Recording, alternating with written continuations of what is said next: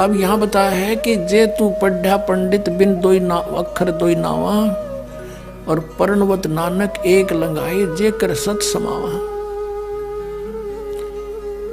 अब ये 2 अक्षर का नाम जो सतनाम है ये हमें भंवर गुफा तक पहुंचा देगा। भंवर गुफा है, जैसे अभी तक हमने 10 द्वार सुने थे, तो यहाँ परमात्मा ने गरीबदास साहिब जी के माध्यम से कहा है कि 12 मद मैल मठ बोरे बहुर ना दे धरे रे। वो तो 12वें द्वार को पार करके है वो मठ, वो स्थान, वो ठोड़ ठिकाना। फिर जहाँ जाने के बाद बहुर ना दे धरे रे, फिर दोबारा जन्म कभी नहीं होता।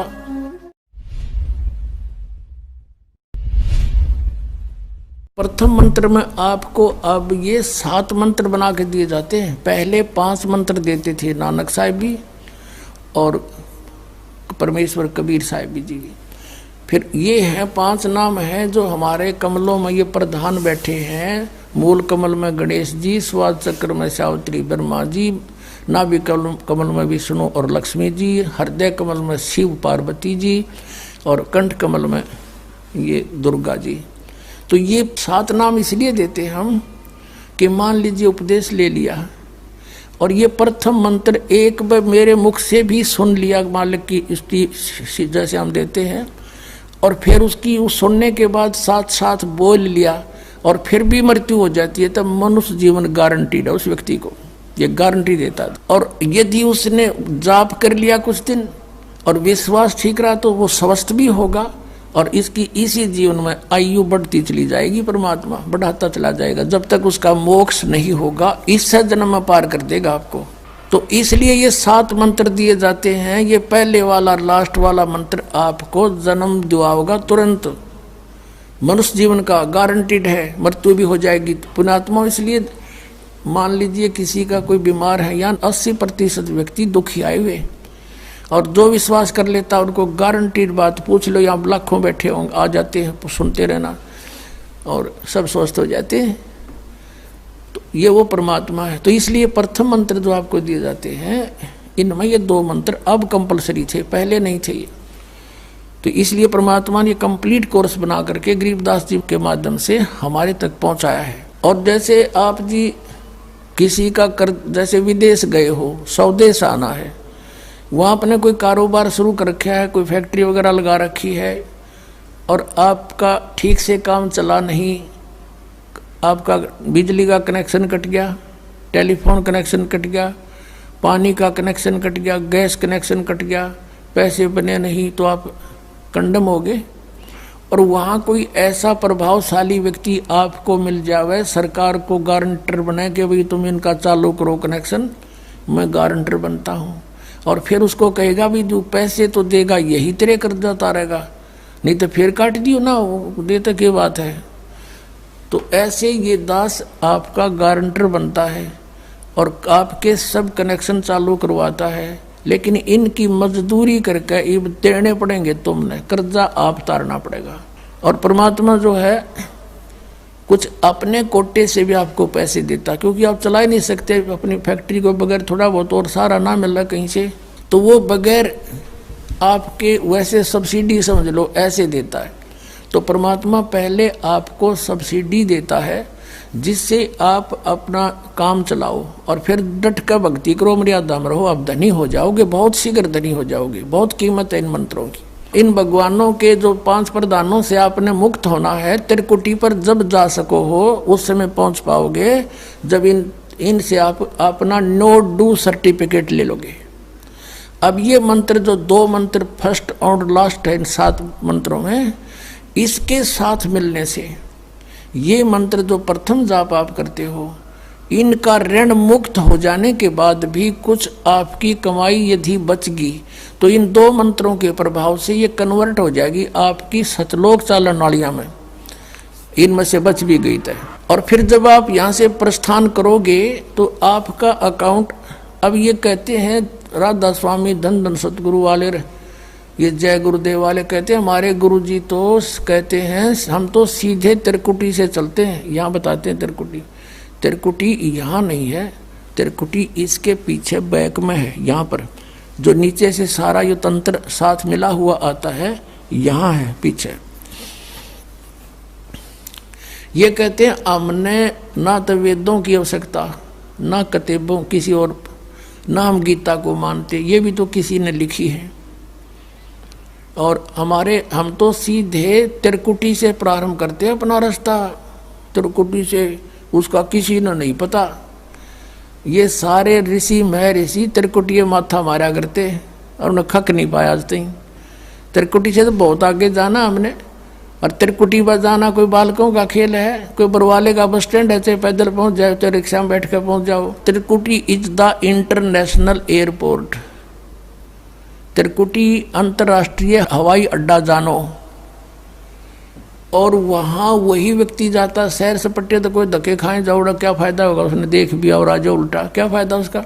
वहाँ पर केवल वही व्यक्ति जाता है जो पहले टारगेट बना चुका होता है, और उस जिस देश में जाना है उसका पासपोर्ट और यहाँ की सरकार से नो ड्यू सर्टिफिकेट, और तब वो उस इंटरनेशनल एयरपोर्ट पर जाकर कुछ लाभ उठा सकता है।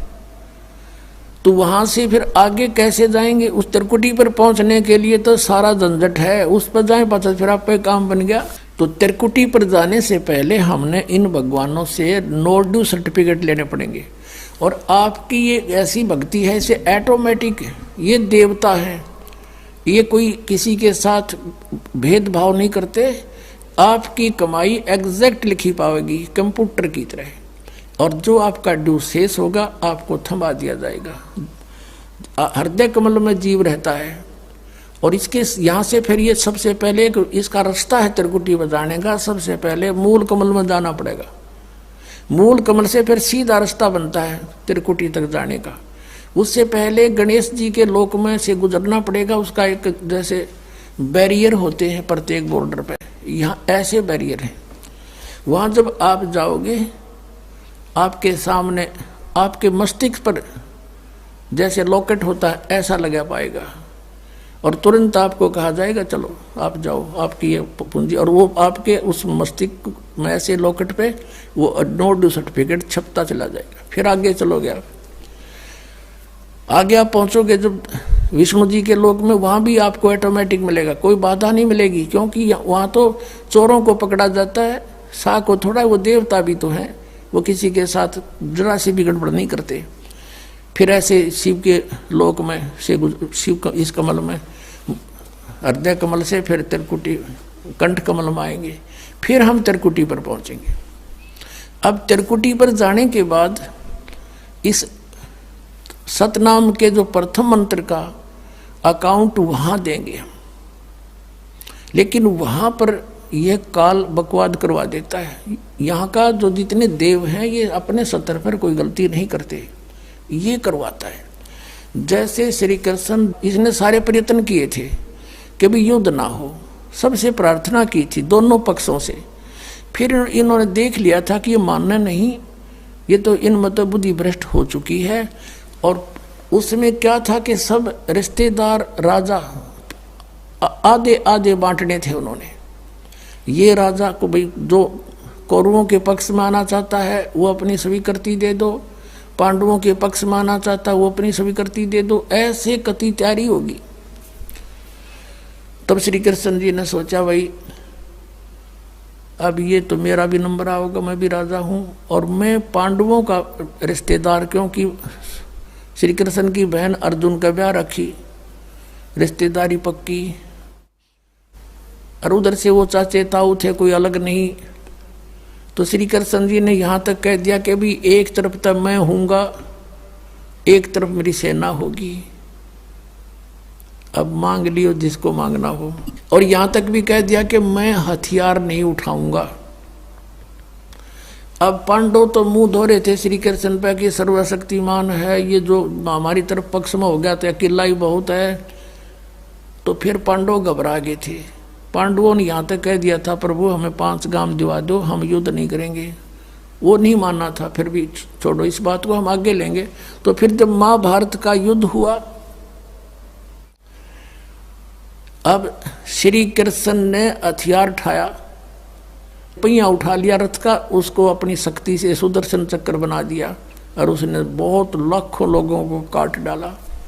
अब ये अपने सतर पर गलती नहीं करते ये देवता, जब तक ये न्यूट्रल रहते हैं। और जब इस काल ने इन पर प्रभाव किया, अंदर प्रवेश कर गया इसके काल, श्री कृष्ण के पाप को बनवा दिए इसके, और सुदर्शन चक्र उठवा दिया और झूठा बना दिया, वह प्रतिज्ञा भंग करवा दी। ऐसे ये त्रिकुटी पर जाकर चाल चाला है, यहां तक नहीं बोलता ये। अब वहां ये कोशिश करता है कि इसको यहां उलझा दूं।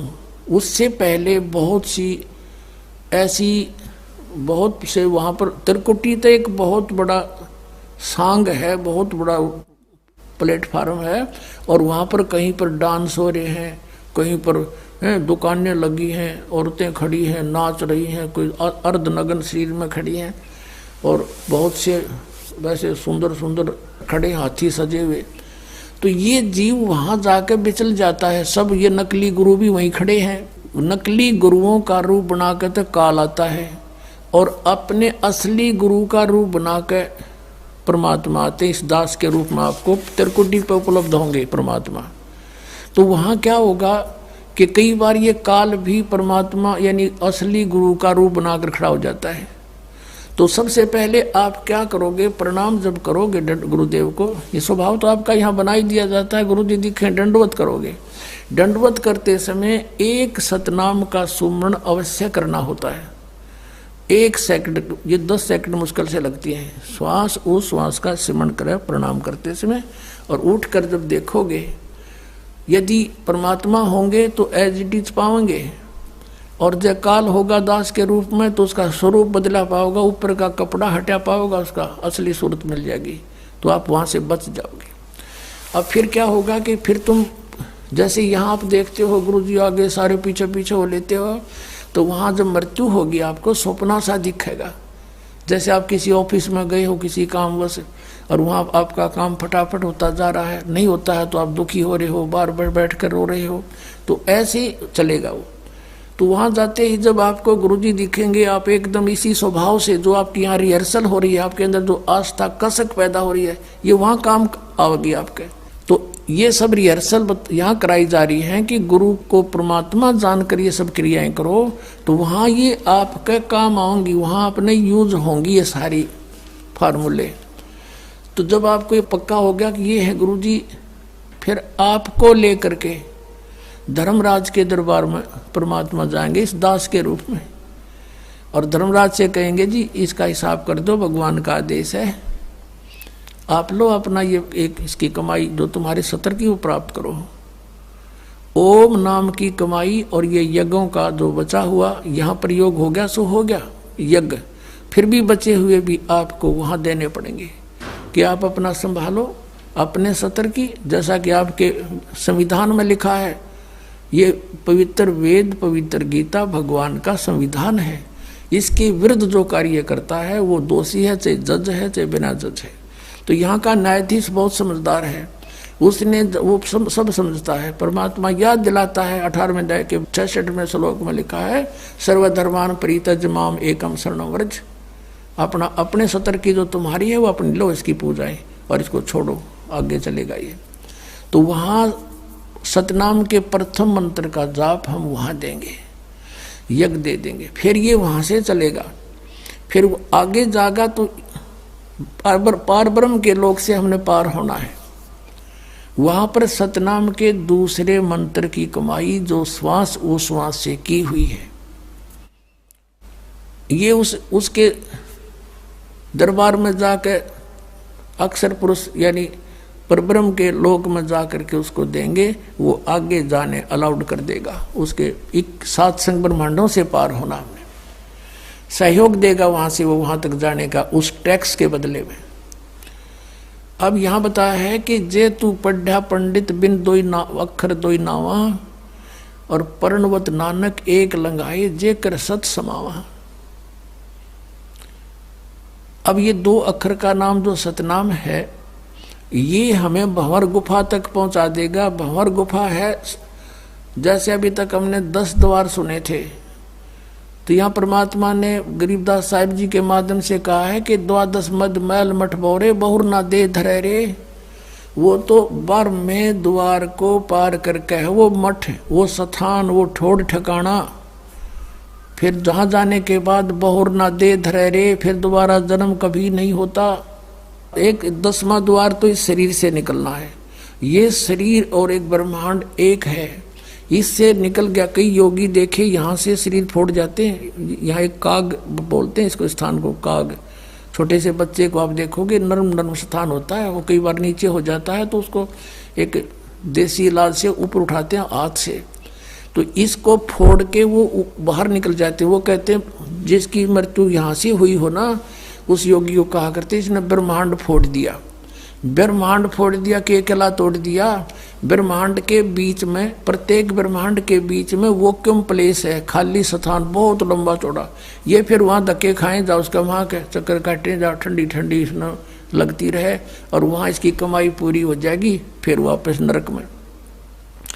और फिर 21 ब्रह्मांड का भी एक ग्रुप है, चारों तरफ से एक अंड आकार है, और 21वें ब्रह्मांड का कनेक्शन जो है उसके चारों तरफ भी फिर खाली स्थान है, और वहाँ से सीधा एक 11वां द्वार है, वो अक्षर पुरुष के लोक में प्रवेश होता है, 7 संग ब्रह्मांडों का। वो 7 संग ब्रह्मांड भी चारों तरफ से एक तरफ बंद हुए हैं, पैक हैं, और बीच में अलग अलग डिवाइड हैं, वो अलग हैं। तो जब 11वें द्वार को पार करेंगे तो उसमें प्रवेश कर जाएंगे अक्षर पुरुष के लोक में। और 12वां द्वार जब है अक्षर पुरुष का, जो 12वां द्वार है अक्षर पुरुष के लोक से सतलोक में जाने के लिए पहले बीच में एक और स्थान है जो गुफा टाइप है, और उसको ऐसे गोल आकार है, वो ऐसे ऐसे जाएगा ऊपर को।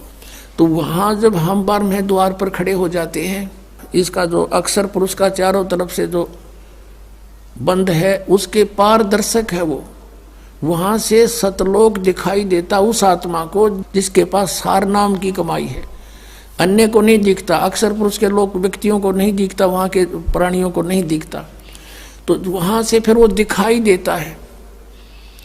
अब जैसे नानक साहब ने कहा है कि एक छुड़ावे एक लखावे, यूँ तो छुड़ाओगा कालते सतनाम का पहला मंत्र ओम, और वो जो दूसरा मंत्र है वो लखावेगा, वहाँ जाकर एंड पे बैठा देगा, और वहाँ से आपको सतलोक दिखाई देगा। पार नहीं हो सकते, सार नाम है जिसके पास, तो फिर वो आगे उस भंवर गुफा से पार करके और फिर आपको 12वां द्वार पार करके तब परमात्मा का वो मठ है, वो स्थान है, सतलोक है, जहाँ जाने के बाद साधक फिर लौट कर कभी संसार में नहीं आते। तो इस प्रकार ये अर्थ तो ये था 18वें अध्याय के 66वें श्लोक का।